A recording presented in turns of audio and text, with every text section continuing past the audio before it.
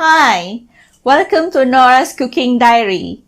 In this video, I'm going to share with you a lobster tail and creamy prawn sauce recipe. This delicious orange infused lobster tail is juicy and flavorful. Covered with caramel-like sauce, this dish will give you an amazing experience with minimal effort. This video will be the last video of Norah's Cooking Diary Season 1. Stay tuned for Norah's Cooking Diary Season 2, Episode 1 next week. If you enjoyed this video, please press the like button to give the video a thumbs up. Please also share this video with your family and friends. Don't forget to subscribe if you haven't already so that you will not miss my next video.